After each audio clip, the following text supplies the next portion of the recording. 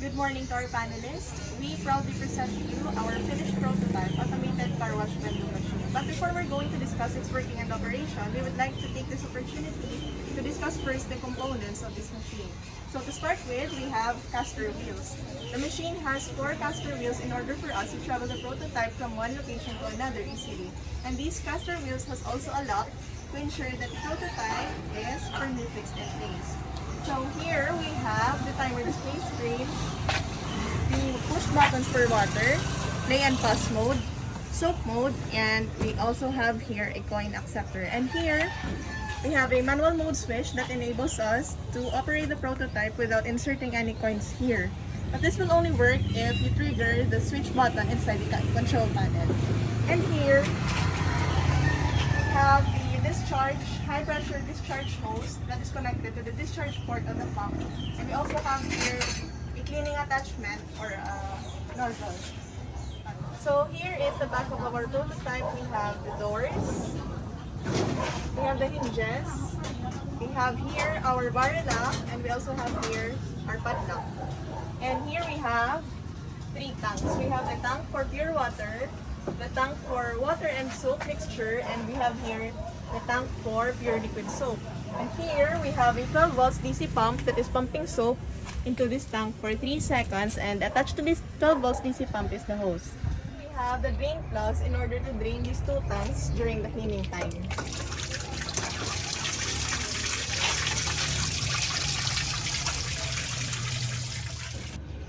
So here we have the pipes and fittings. We have solenoid valves. We have the normally open solenoid valves. We have here the normally closed solenoid valves. And here we have a ball valve for water priming. So here we have the float switches that detect the water level and send signal to Arduino Uno to control the solenoid valves to turn on the liquid soap pump and as well as to fill this tank with water. And at the bottom of the float switches, we have here the strainer attached to the suction line of the pipe. Here in this water and soap tank, we also have a float switch, and this float switch is of another type, and the level of water in both tanks is adjustable by tightening and loosening this bolt and nut here. So here is the bevel gearbox assembly, and at the bottom of that, we have here the steerer shaft, and attached to the steerer shaft, we have there at the bottom the steerer blade that helps ensure uniform mixture of soap and water in this tank. So here is the car wash machine assembly. Here is the 1.5 horsepower capacitor start electric motor that drives these 3 piston pumps through belts. We have here 2 V-belts and pulleys. So here we have a pressure gauge in order for us to determine the operating pressure of the prototype in kilogram per centimeter square. And here we have a knob that is adjustable in order for us to vary the flow rate of the water at the discharge and also the operating pressure. So here is the control panel. Here we have the liquid soap pump time adjuster, which controls the pumping time of the liquid soap into the tank. In our setting, we pump soap for 3 seconds. Here is the main circuit breaker. We have the fuse box, and inside we have the terminal blocks, jumper wires, manual mode switch, PCB, Arduino Uno, relay modules, coin box, and power supply unit. Here's the water suction hose, which are connected to the faucet.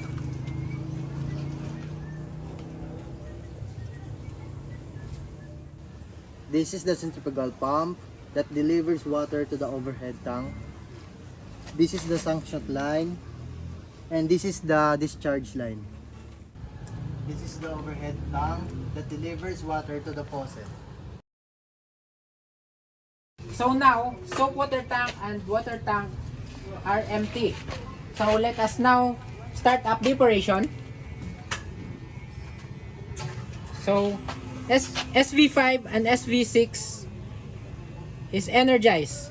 From water inlet plug, the water flows and enter SV6 to fill the soap water tank and enter also to SV5 to fill the water tank. As the float switch detects the upper floater, it will send a signal to Arduino to turn off the SV5 and SV6. As the bottom floater is energized, it will turn on the pump for 3 seconds based on our program. So now, let us try to insert a 5 peso coin, and the value of money we're gonna read in here in timer display. So 5 peso coin, and I will gonna insert again a 10 pesos coin. So it will read 15.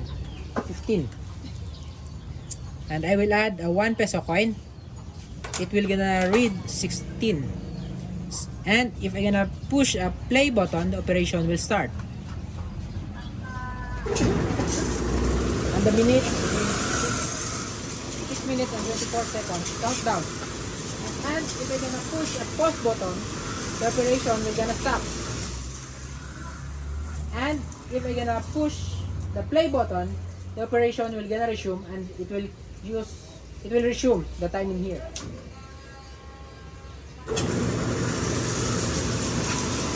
And the mode now is in soak mode.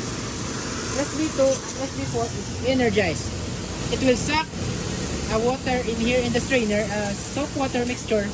It will suck in here through SB2, solenoid valve 2, and it will gonna return in here in solenoid valve 4.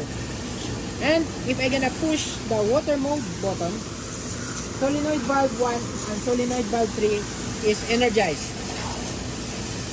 It will gonna suck a pure water in here in water tank, and it will gonna return in here in solenoid valve 3.